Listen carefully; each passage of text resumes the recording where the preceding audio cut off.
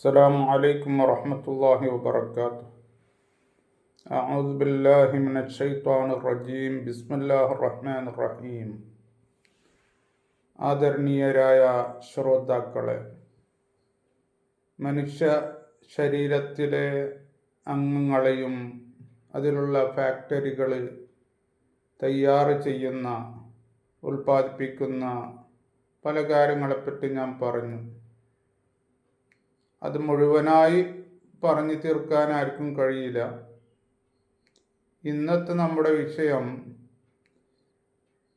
രോഗങ്ങളെ എങ്ങനെയാണ് പഴയകാലത്ത് കണ്ടുപിടിച്ചിരുന്നത് എന്നുള്ളതാണ്.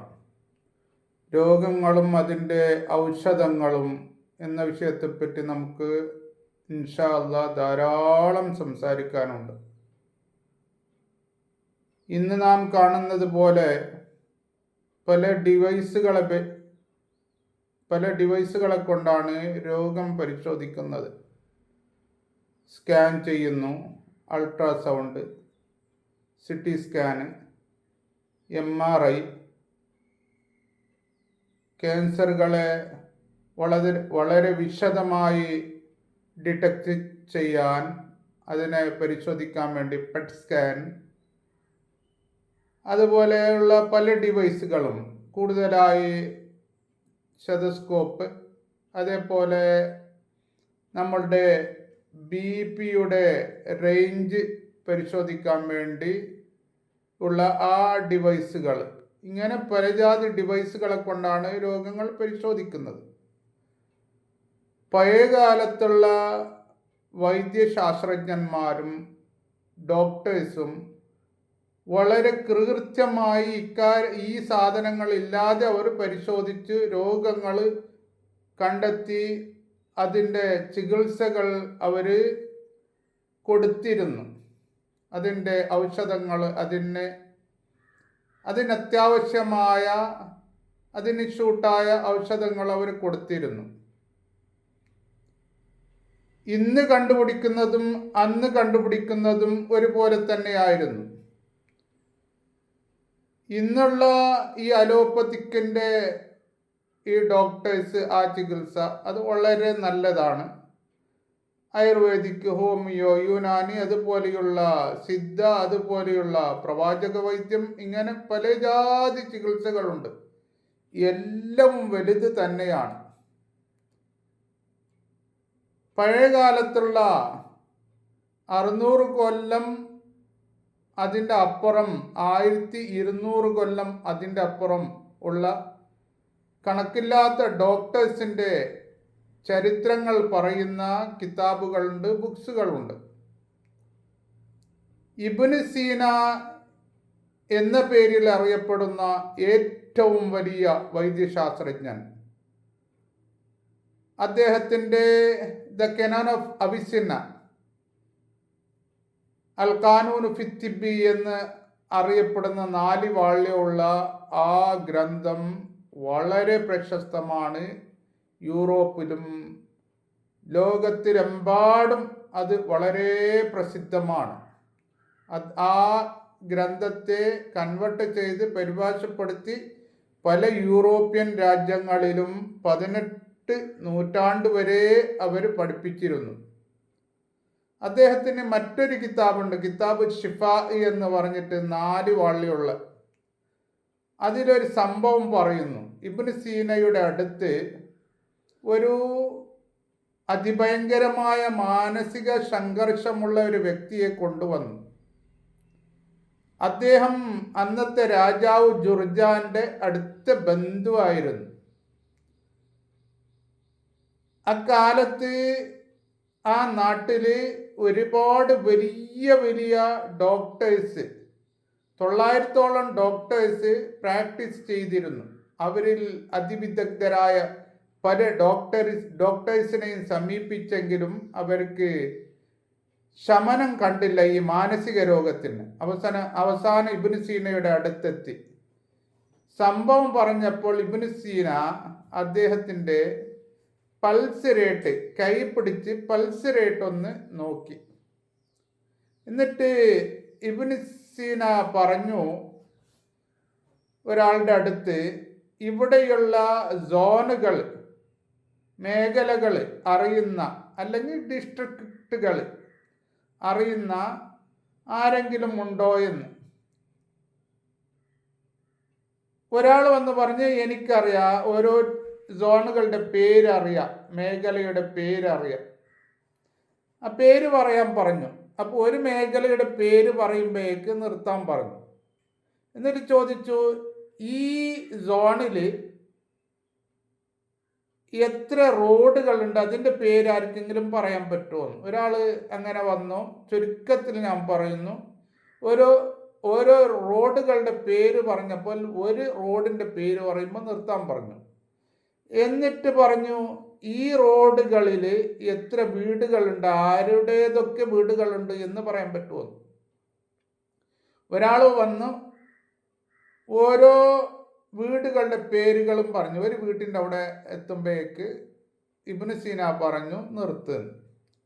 എന്നിട്ട് ഇബ്നു സീന വളരെ കൂളായിട്ട് പറഞ്ഞു, ഇദ്ദേഹത്തിൻ്റെ രോഗം ഒന്നുമല്ല, ഈ വീട്ടിലുള്ള ഒരു പെൺകുട്ടിയെ ഇദ്ദേഹം കല്യാണം കഴിക്കാൻ വേണ്ടി ഒരുപാട് ആഗ്രഹിച്ചിരുന്നു. പക്ഷേ രാജാവിൻ്റെ കുടുംബമായതുകൊണ്ട് അത് വീട്ടുകാർ സമ്മതിച്ചില്ല. ആ കാരണം കൊണ്ട് വന്നതാണ് ഈ രോഗം.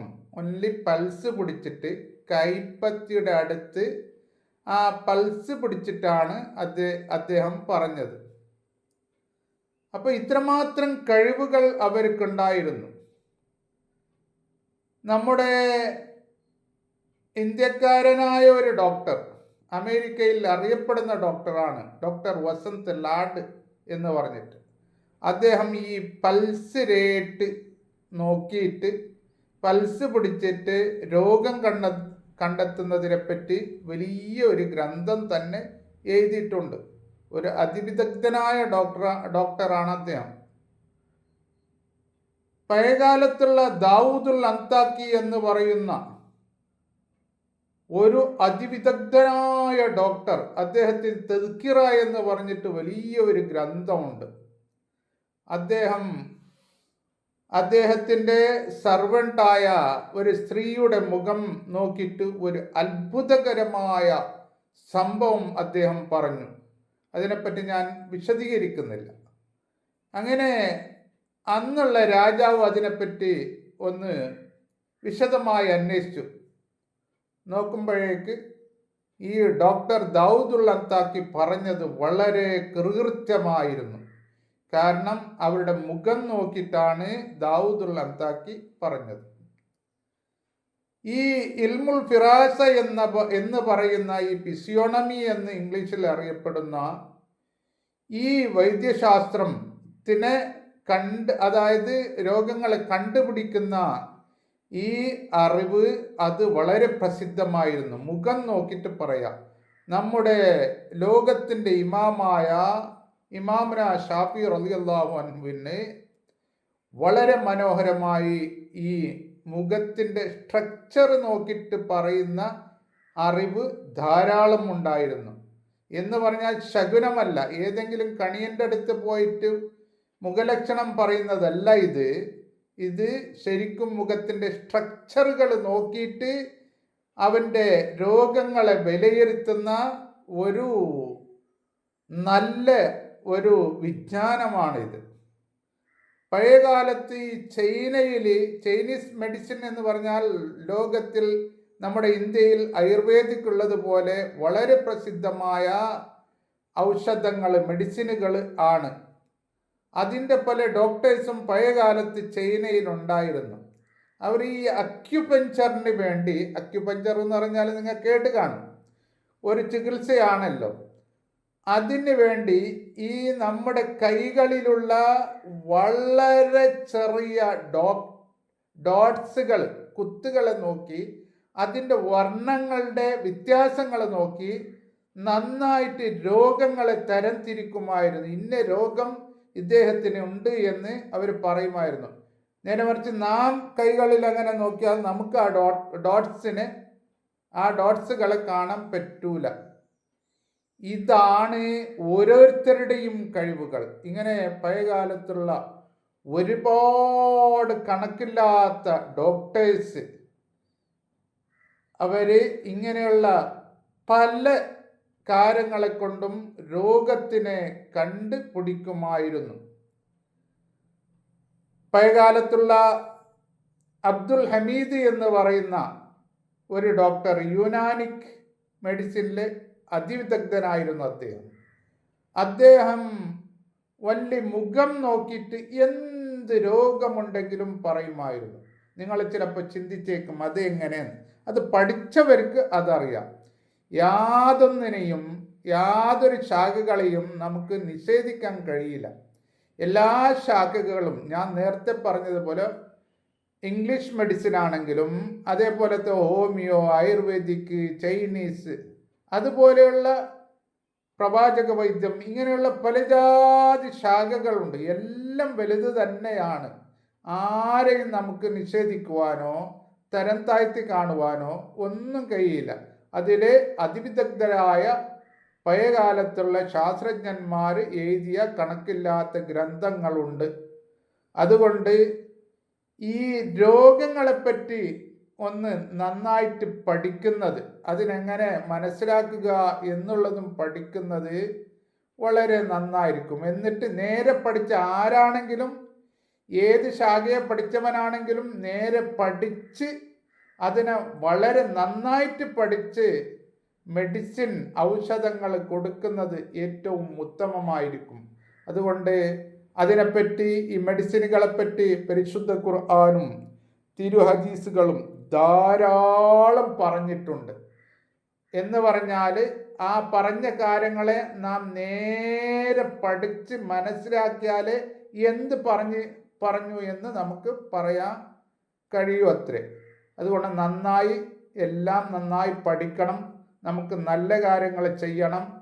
ആരെങ്കിലും നമുക്ക് അറിയുന്നവർ മാത്രമേ ചികിത്സിക്കാൻ പറ്റുകയുള്ളൂ. അറിയാത്തവർ ഒരിക്കലും ചികിത്സിക്കാൻ പറ്റുകയില്ല. അതുകൊണ്ട് ഇവിടെ നന്മ ചെയ്യണം. നമുക്ക് ചികിത്സിക്കാൻ പറ്റുന്നില്ലെങ്കിൽ പറ്റുന്നവരെ കൊണ്ട് ചികിത്സിപ്പിക്കാൻ വേണ്ടി നാം പ്രയത്നിക്കണം. അതിനു വേണ്ടി പ്രവർത്തിക്കണം. അതിനുവേണ്ടി നാം നന്നായി ഒന്ന് വർക്ക് ചെയ്യണം. ആർക്കെങ്കിലും എന്തെങ്കിലും ഉപകാരം ചെയ്യണം. ജനത്തിന് ഉപകാരം ചെയ്യണം. ജനങ്ങൾക്ക് ഒരു കാരണവശാലും നാം ദ്രോഹം ചെയ്യരുത്. അള്ളാഹു നമുക്ക് നല്ലത് ചെയ്യുവാൻ തൗഫീക്ക് നൽകട്ടെ. ഈ ഭൂമിയെ അള്ളാഹു തആല ശാന്തിയാൽ നിറക്കട്ടെ.